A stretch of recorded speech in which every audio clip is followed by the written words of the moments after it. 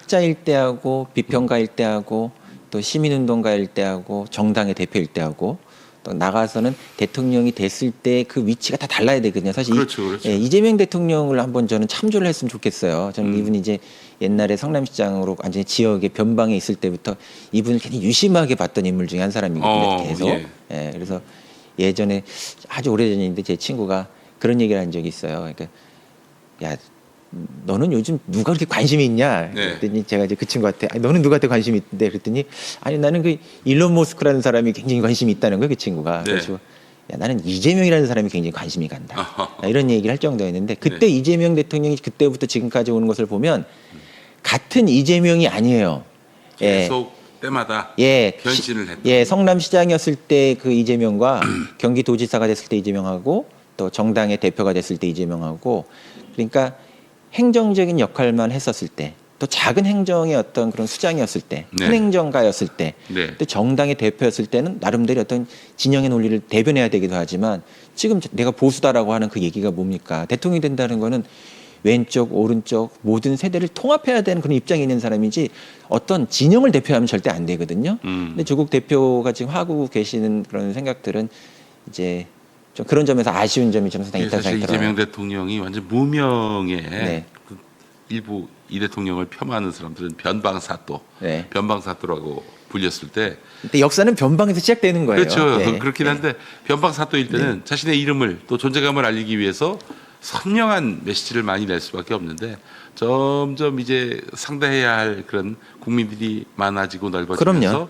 그러면서 이제 이 통합과 네. 또 전체 국민을 돌아보는 그런 스탠스로 이제 바뀌게 된 것 같아요. 예, 그건 어떤 책임을 가지고 있는 사람이 가져야 될 너무 필요한 당연한 스탠스라고 생각이 돼요. 미국에서도 보게 되면 예전에 오바마가 네. 그 민주당 경선 통해 가지고 올 때 오바마도 그 당시에 이제 경쟁 상대가 민주당 힐러리였는데 변방 사람이었단 말이에요. 네. 근데 그때 한참 이라크 전쟁이 있었는데 그 이라크 전쟁 후반기에 미군도 많이 죽고 그러니까 여론이 굉장히 나빠져 가지고 미국도 그 언론이 그 진영이 완전히 갈라졌단 말이에요. 전쟁을 두고서. 네. 근데 그 대통령 후보 그 찬반 토론을 이제 그 후보 토론을 하는데 미국에서는 보면 토론을 할 때 보면은 이 딜레마식 질문을 굉장히 많이 던지거든요. 네, 네, 그래서 네. 이렇게 질문을 해도 표를 잃고 저렇게 질문해도 표를 잃는 그런 형태의 질문을 굉장히 많이 해요. 그래서 이제 사회자가 그 비토를 하는 거죠. 오바마에 대해서 비토하는 사람이 이라크 전쟁을 당신은 이라크 전쟁을 반대하는데 이라크 전쟁을 찬성하는 국민도 반이다. 그 사람들에 대해서 어떻게 생각하냐 이렇게 얘기하니까 오바마의 답이 이라크 전쟁을 찬성하는 사람도 이라크 전쟁을 반대하는 사람도 모두 미국을 사랑하는 국민이다. 이렇게 이제 대답을 해요. 네. 그런 어떤 대답. 그러니까 민주당의 한 그냥 정파에서 대통령으로 그 사람이 올라서는 아주 중요한 어떤 분기점이 그런 통합적 의식과 책임 의식 같은 것들을 이제 감내하는 거거든요.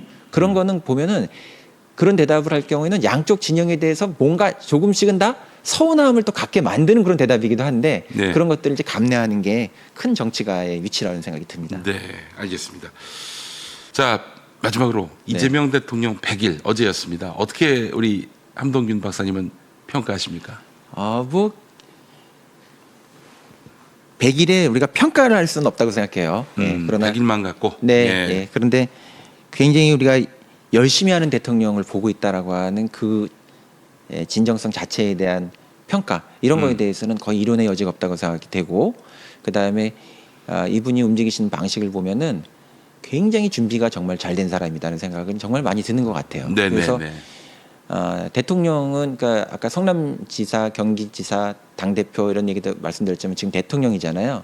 그러면 각각의 자기 자신이 가지고 있었던 그때의 포지션에 따라 가지고 다른 형태의 지도를 가지고 있어야 되는데 예. 대통령은 전체 지도, 세계 지도를 가지고 있어야 되는 사람이거든요. 그렇죠. 예. 이게 세계 지도를 가지고 움직이는 사람이라는 생각이 분명히 들어요. 그러니까 작은 지도를 가지고 움직이게 되면 그 좁은 관점에서 보면 그 문제의 솔루션인 것 같지만 그 옆에 있는 다른 지도의 관점에서 보게 되면 그것이 꼭 좋은 선택이 아닌 그런 것도 많단 말이에요. 네네. 근데 이 전체 지도를 가지고 움직이는 사람이라고 하는 그런 차원에서 정말 준비됐다는 생각이 듭니다. 성남시장 때는 성남지도, 예. 경기도지사 때는 경기도지도, 지금은 한국을 넘어서 세계 지도를 갖고 국정 운영을 하고 있다 이렇게 보시는 건데, 그런데 정말 대통령 되기까지 무수히 많은 이른바 메이저들, 엘리트들의 질시와 비난과 이런 매도를 당했단 말이에요. 이 과정도 사실 드라마틱합니다. 이런 것들을 다 뚫고 여기까지 왔다는 것이.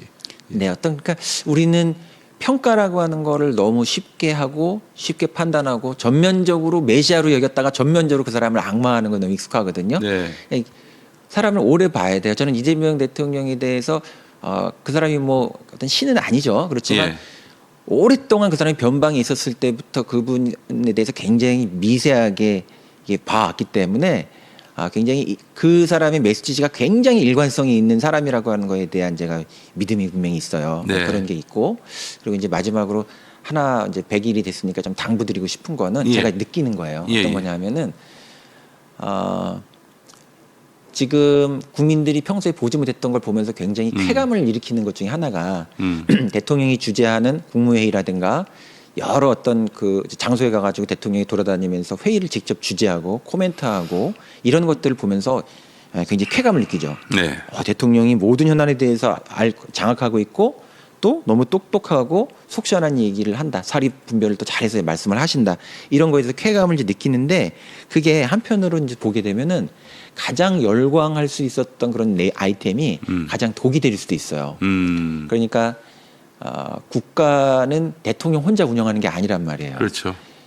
그래서 지금까지의 100일은 대통령이 그 뭐 미디어도 그렇고 국민들하고도 그렇고 일종의 허니문 기간이었는데 이 다음부터의 현안이라고 하는 건 너무 디테일하고 많기 때문에 각 부처의 어떤 장관이라든가 책임 있는 역할을 하실 수 있는 분들이 주인공이 되어가지고 나설 수 있게끔 이렇게 하시는 게 지금 굉장히 좀 좋지 않을까 그런 것이 필요하다는 생각도 좀 듭니다. 알겠습니다. 대통령만 스타가 되는 것이 아니고. 네. 예, 하여튼 뭐 참 고된 길이에요. 사실 네. 고독한 길이고, 예, 이 대통령의 그 100일 앞으로 남은 세월 동안에 어떤 내비게이션으로 가야 될지를 또 말씀해 주셨고요. 자, 이제 오늘 함돈균 박사님 모시고 우리 유튜브 생태계 전반적으로 한번 쭉 네, 훑어봤습니다. 제가 뭐. 예.